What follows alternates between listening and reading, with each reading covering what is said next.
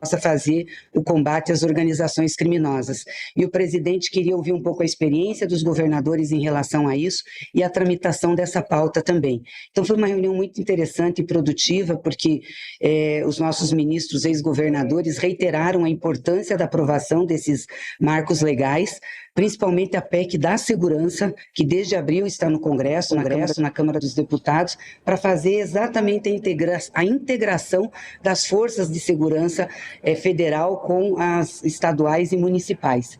Nós temos uma menção pequena sobre segurança pública na Constituição Federal, praticamente é o artigo 144, e a PEC nos dá condições de fazer essa integração. Então, o presidente queria ouvir sobre isso e pediu o empenho dos governadores também para sensibilizar o Congresso, a gente aprovar isso para nos dar mais instrumentos de fazer esse enfrentamento conjunto com os estados. E também o projeto das facções criminosas. Ontem saiu a 4ª versão do relatório, o presidente Hugo Motta marcou para terça-feira. Ainda nos preocupam alguns pontos, como eu tinha colocado aqui, a questão da definição do tipo penal, que também houve mudança, mas ainda não abordou a questão da facção, e a gente acha importante que isso seja determinado de forma clara.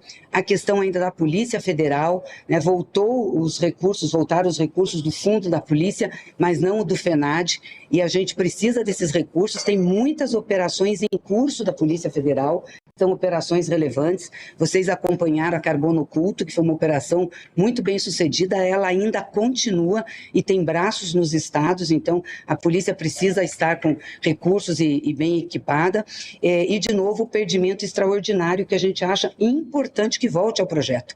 Não pode ter o perdimento de bens dessas organizações apenas no trânsito em julgado. É óbvio que nós vamos nos empenhar também daqui até segunda-feira para tentar avançar nisso no projeto, mas reiteramos que isso é muito importante.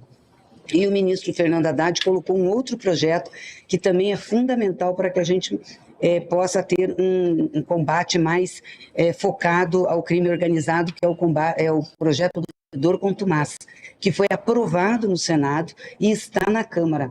Ele dá condições também de fazer esse enfrentamento. Lembrando aqui os papéis relevantes na inteligência da Receita Federal e do COAF. Então, foi uma reunião que o presidente quis ter informações de todas essas áreas, estar com essas informações e pedir a esse conjunto de ministros que atuem no sentido de que a gente possa avançar na aprovação desses temas no Congresso da melhor forma possível. Ministra, ontem alguns governadores de direita se reuniram com o presidente Hugo Motta, disseram que sugeriram, na verdade, uma prorrogação do prazo por um período de 30 dias, mas que fosse votado, de fato, o PL de facção até o fim do ano. A senhora acredita que esse prazo de 30 dias seria interessante também para discutir alternativas, ou seria mais interessante, na visão do governo, tentar votar na terça-feira com as alterações que já foram feitas até o momento, ou deixar esse prazo de 30 dias, podendo correr algum risco de outras alterações que continuem gerando uma falta de consenso? Veja, nós temos que nos adequar à pauta estabelecida pelo presidente da Casa. Ele tem a legitimidade e o poder de estabelecer a pauta. Ele estabeleceu a pauta para terça-feira. Nós temos um acúmulo grande de discussão dessa matéria. O governo se dedicou 6 meses para elaborar esse projeto. Esse projeto não nasceu em 2 dias, foi um projeto discutido com especialistas, com a universidade, com autoridades da área de segurança dos estados. Enfim, foi um projeto bastante robusto e bastante estudado. Então, nós estamos preparados para isso. Se o presidente o colocar, está na pauta, realmente votar, nós temos condições de fazer esse debate. Queremos tentar construir também, colocar as nossas impressões para que avance o relatório, mas senão nós vamos fazer o debate em plenário, vamos apresentar as nossas propostas, porque nós achamos muito importante que a gente tenha respostas aí para fazer esse enfrentamento. Ministra, a senhora diria que, por uma ordem de prioridades e até por matéria de tramitação, a PEC da segurança deveria ser aprovada antes do PEC da facção? Tem uma relevância? A gente gostaria muito, tanto que ela foi antes para o Congresso Nacional, ela está lá desde abril. Obviamente que agora, chegando ao final do ano, a gente tendo os enfrentamentos que fazer nessa situação, as organizações criminosas, seria importante a gente conseguir a apreciação dos dois ao mesmo tempo.